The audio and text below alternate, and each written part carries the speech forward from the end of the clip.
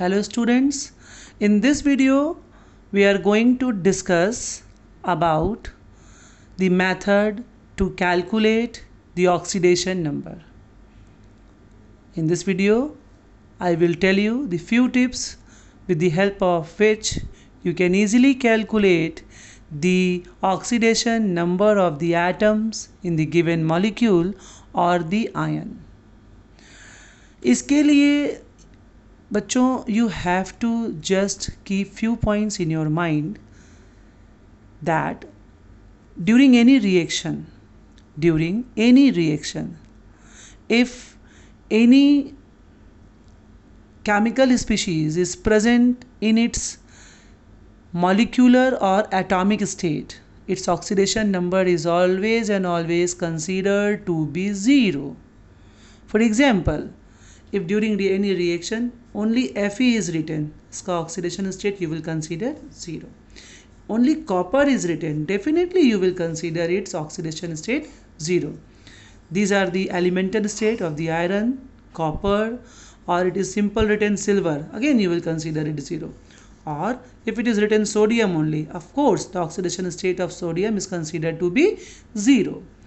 Somewhere if they are presented in their molecular state, for example H2 is written, definitely यहाँ पे hydrogen का oxidation state 0 होगा. अगर आपका N2 लिखा है तो यहाँ नाइट्रोजन का स्टेट 0. ये बात आपको ध्यान देनी है कि ये अपने एलिमेंटल या मॉलिक्यूलर फॉर्म में, अगर एलिमेंटल फॉर्म में, एटॉमिक फॉर्म या मॉलिक्यूलर फॉर्म में लिखे हुए हैं तो यहाँ पे इनका ऑक्सीडेशन स्टेट हम लोग क्या लेते हैं, 0 लेते हैं.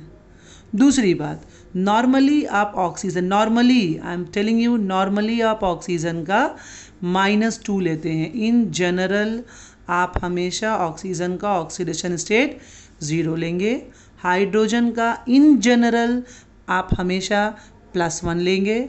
जितने भी आपके अल्कली मेटल्स हैं, अल्कली मेटल्स हैं का मतलब आपके lithium, sodium, potassium, rubidium and caesium, इनका ऑक्सीडेशन स्टेट आप हमेशा +1 लेंगे. यहाँ पे कोई एक्सेप्शन भी नहीं है, आप +1 ही लेंगे.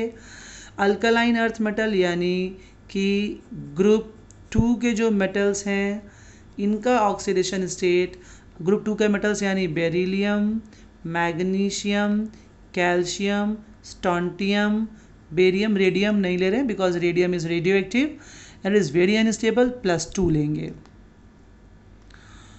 ऑक्सीजन के लिए मैं आपको बताते चलूँगी कहाँ कहाँ ये चेंज होगा, कहाँ ये वेरी होगा. हाइड्रोजन के लिए हमेशा याद रखना, जब तक हाइड्रोजन नॉर्मली है ठीक है, लेकिन अगर in case in any compound आपका हाइड्रोजन मेटल के साथ है तो वहाँ पे हाइड्रोजन का ऑक्सीडेशन स्टेट -1 में हो जाएगा. बिकॉज उस केस में फॉर एग्जांपल अगर आपको लिथियम एल्यूमिनियम LiAlH4 का मैं एग्जांपल लूँ तो यहाँ पे hydrogen is in the association with the metals, that's why hydrogen का oxidation state is considered to be the -1 and here the hydrogen is named as hydride. Remember it is named as hydride. एक नहीं बहुत सारे example हैं. ये आपका lithium aluminium hydride हो गया, उसके अलावा डाइबोरेन है. यहाँ पे भी आप हाइड्रोजन का ऑक्सीडेशन स्टेट क्या लेंगे, -1 ही लेंगे. सिमिलरली ऑक्सीजन के लिए भी आप देख सकते हैं, अगर आपका ऑक्सीजन H2O2 में है ना, पेरोक्साइड में है, तो इस यहाँ पे आपका पेरोक्साइड में ऑक्सीजन का ऑक्सीडेशन स्टेट यहाँ पे मतलब यहाँ पे स्पेशली यहाँ पे जो इसका ऑक्सीडेशन स्टेट है वो आपका -1 है. अगर आपका O2F2 है तो चूंकि fluorine is more electronegative than the oxygen and here special case oxygen का ऑक्सीडेशन स्टेट आपका +1 हो जाएगा. सिमिलरली OF2 अगर आप लेंगे तो यहाँ पे ऑक्सीजन का ऑक्सीडेशन स्टेट +2 हो जाएगा. These are the special cases, exceptional cases जिन्हें आपको हमेशा दिमाग में रखना पड़ेगा. इनको बिना रखे आप काम आगे नहीं कर पाएंगे. अब आप देखिए आराम से. अब आपको मैं बताती हूँ कि आप कैसे कैलकुलेट कर सकते हैं. चलिए अगर आपको हमने एक मॉलिक्यूल दिया K2Cr2O7, इज़ इट, तो इस मॉलिक्यूल को देखते समय हमारे दिमाग में ये बातें आनी चाहिए कि इनमें वो कौन कौन से जनरल एलिमेंट्स हैं, जनरल एलिमेंट्स के एटम्स हैं जिनका ऑक्सीडेशन स्टेट हमें पहले से ही नोन है। अगर आप देखोगे तो यू गॉट टू नो कि अल्कली मेटल हमें बताया गया है, तो पोटेशियम का हमें पहले से पता है कि पोटेशियम का इट इज़ +1। ऑक्सीजन का भी हमें पता है, नॉर्मल है ये, यहाँ पे इस तरह का हाइड्रोजन पेरोक्साइड या यहाँ पे O2F2 या OF2 की बात नहीं की गई है, इसीलिए ऑक्सीजन का यहाँ पे -2 होगा। तो इसका मतलब हमें यहाँ पे क्रोमियम का निकालना है। कई सारे सवालों में जब आप शुरू में करना शुरू करेंगे तो वहाँ अंडरलाइन करके दिया रहता है, ऐसे अंडरलाइन कर देगा, मैंने तुमको ये बता दिया गया कि you have to find the oxidation state of the underline atom. But जब आपको अपने से करना होगा तो वहाँ पे आपको ये सोचना पड़ेगा कि हमें किस एटम का ऑक्सीडेशन स्टेट निकाल के अपने कदम को आगे बढ़ाना है। तो in that way you can easily estimate कि हमें क्या क्या पता है, और उसके बाद you can underline the atom in order to find the oxidation state. तो यहाँ पे अगर आपको निकालना है तो देखिए, ध्यान से देखिएगा, ये पूरा मॉलिक्यूल, ये तुम्हारा पूरा जो मॉलिक्यूल है ये न्यूट्रल है।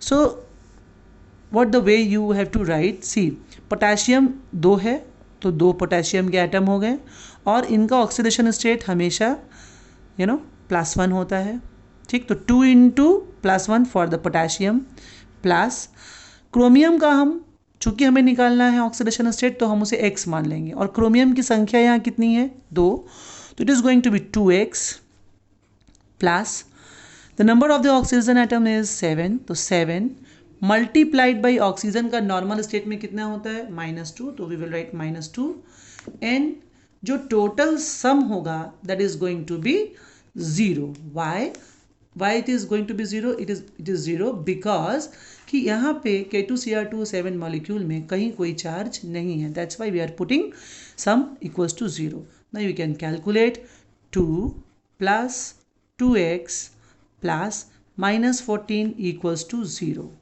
Or after calculation you can easily find it out, x comes to be +6.